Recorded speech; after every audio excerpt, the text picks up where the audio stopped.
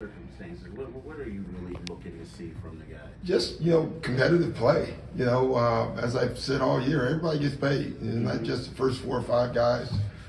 We've won games like this all year, and going into the playoffs, getting guys a lot of minutes who are not getting them, I think all this will be good for us. So we'll see. Matt McClung and Lewis King, do you expect those 2 guys to see some? Absolutely. Okay. All right. Yeah. How did that go today? I mean, because they came here. It's just it is what it is. They flew in this morning separately, which was nuts because we couldn't get one plane that had enough seats. It was just one of those days.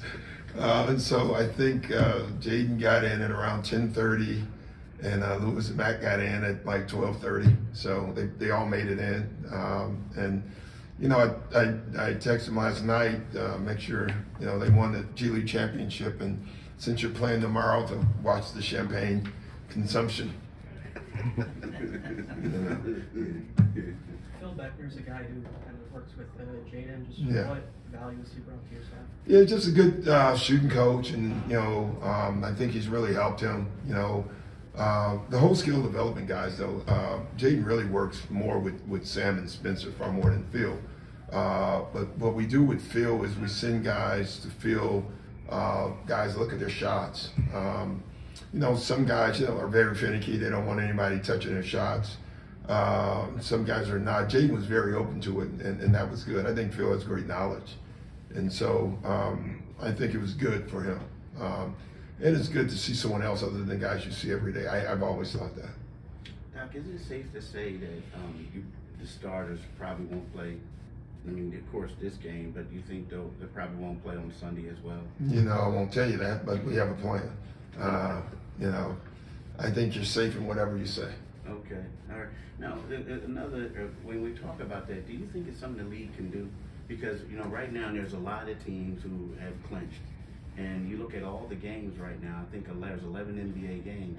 There's not a single game where all the key players are playing because of... Yeah, it's called, since we're in Georgia and we have the Masters right down the road, it's called the rub of the green. It really is. It's unfair to some teams, that they had to play. There's teams that we played 4 times where we played all of our guys, and then now there's teams that we won't, and those teams are still trying to win, but more importantly, the other teams, it's just the way it is. This hasn't changed since ever. This has always been the case, and there's no way around it. You can't force guys to play. We have to do what's good for our team, Obviously, things have changed, and through the season with all the games missed by guys due to whatever we call it, that's changed. But the end of the seasons and how guys' team prepare hasn't changed at all. After the Boston game, you mentioned the shift with PJ in the corner, Tobias and Dunker. Yeah. Where are you at with that moving forward? Well, we'll do both. I mean, you can't keep, there's times where just in your spacing organically, Tobias is in the corner, PJ's in the dunker, but we just think Tobias is a better finisher around the rim. PJ's and Tobias are both good corner 3 shooters, and so we would prefer it the other way, but we don't mind either way. Coach, with the way that offenses have evolved over the last few years, what have you seen on the defensive end, scheme-wise, how they shifted, and where do you see the league going over the next few years? Well, I just keep seeing rules being put in so he can't defend.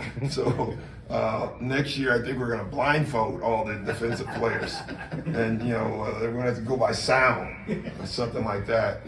So. And speaking of Dominique, no, I'm joking. He was actually a heck of a defender when he wanted to be. Right. Yeah. In the game, he was pretty good. Yeah. No, I just think the guys are really gifted offensively. The shooting.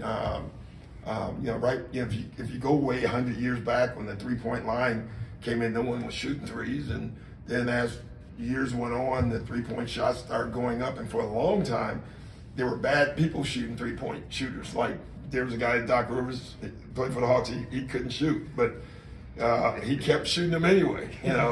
Now guys who actually can shoot the 3 are shooting the 3. It's not a hard shot. Remember, they even moved it up 1 year, right? 2 years, and it was worse that year because then everyone thought they could make it, you know. But I think a lot of guys, give a lot of credit.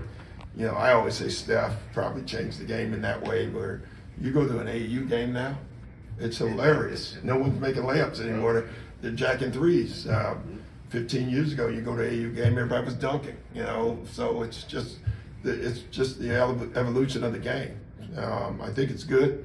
But I think the teams that will win at the end of the day will still be a defensive team.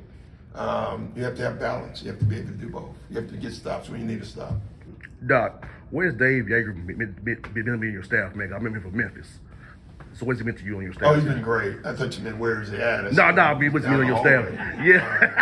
I don't know where he's at actually right now. Probably eating somewhere would be my guess. But he's been great. You know, Dave, when I was coaching against him, I always thought, man, this guy's a good coach. You know, he's tough. All his teams are tough. They run good stuff. You know, I think he's an underrated defensive mind as well. I thought all his teams were very good defensively. So he's been great for me. I've typically always have a head coach on my staff. At least I try to. And, you know, so he's with me. I think he should be a head coach. I think he will be. But until then, he can sit next to me. No doubt. Yeah. Thanks, guys. Thanks, guys.